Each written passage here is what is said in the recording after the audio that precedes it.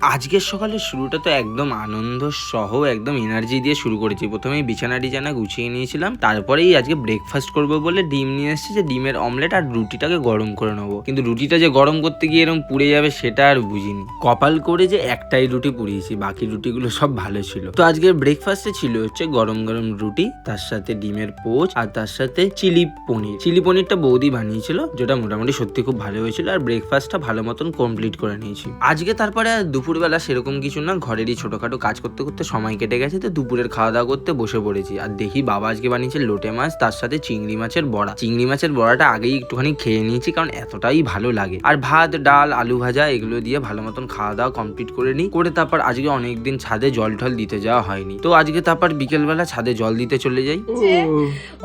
ওর যে গুটিগুলো বেরোনো সেই গুটিগুলোকে পর্যন্ত বার করে খেলে নিচ্ছে। আমি তো জানি না।